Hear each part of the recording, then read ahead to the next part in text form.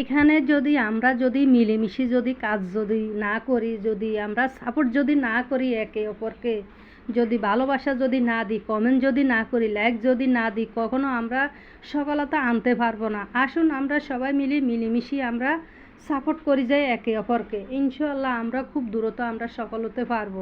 তো আমরা আমাদের মনে হিংসা রাখি, আমরা একা একা চলতে চাই, কখনো আমরা এই ফেসবুকে বলেন, ইউটিউবে বলেন, আমরা একা একা কখনো সফল হতে পারবো না। সবাই মিলে একসাথে কাজ করলে আমরা ইনশাআল্লাহ সফল হব। তো হিংসা ভুলে যান, সব কিছু ভুলে আসুন একসাথে আমরা কাজ করি। তো আমি কাজ করতে এখানে কথা বলতে বলতে এখানে কাজ করতেছি। আমার নিজের হাতের লাগানো মিষ্টি কুমড়া গাছ অনেক অনেক বড় হয়েছে। তো আগাগুলো সবগুলো কেটে নিয়ে আসলাম, নিয়ে আসি এখন আগাগুলা আর পাতাগুলো সুন্দর করে কুটে নিলাম, কুটে ভালো করে ধুয়ে নিলাম, ধুয়ে তারপর এখানে সাথে আবার 2টা আলু দিছি, একটু মিষ্টি কুমড়া দিয়েছি। তো দিয়ে আজকে এই সবজি রান্না করব মাছ দিয়ে।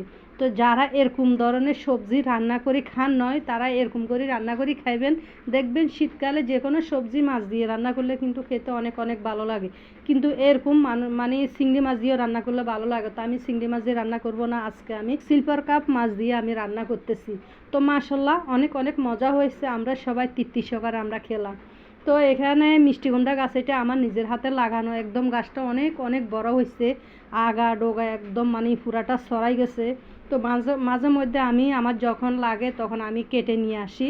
তো আজকেও কেটে নিয়ে আসলাম, বেশি আনলাম না, অল্প করে নিয়ে আসলাম, এখনও গাছে আছে অনেক। যাদের লাগবে তারা কমেন্টে বলবেন, আমি দিয়ে আসবো আপনাদেরকে। আসলে অনেক অনেক আছে, তারপরে পুঁই শাকও আছে, নারী শাকও আছে, এত শাক কে খাবে? আমরা হচ্ছি মানুষ 2জন, ছেলেমেয়েরা খায় না। তো আমার যখন লাগে তখন আমি অল্প অল্প করে নিয়ে আসি গাছের থেকে। তো দেখুন এখানে সিলভার কাপ মাছ দিয়ে আজকে মিষ্টি কুমড়ার শাক রান্না করতেছি। এভাবে আসলে রান্না করলে অনেক অনেক ভালো লাগে। তো যারা আমার ভিডিওগুলি আপনারা দেখতেছেন, আপনারা অনেক সময় মানে কমেন্টে আমাকে বলেন, আপু আপনার রান্নাটা অনেক ভালো, অনেক সুন্দর। আপনাদেরকে অনেক অনেক ধন্যবাদ জানাইতেছি। আপনারা যেন আমার রান্না দেখে আমার প্রশংসা করতেছেন, আপনাদেরকে অনেক অনেক ধন্যবাদ। এভাবে আমার পাশে থাকার জন্য, আমাকে সাপোর্ট দিবার জন্য, সুন্দর সুন্দর কমেন্ট দিবার জন্য আপনাদেরকে অনেক অনেক ধন্যবাদ। আসুন আমরা এভাবে মিলেমিশে কাজ করি। আপনি আমাকে কমেন্ট করবেন, আমি আপনাকে কমেন্ট করব।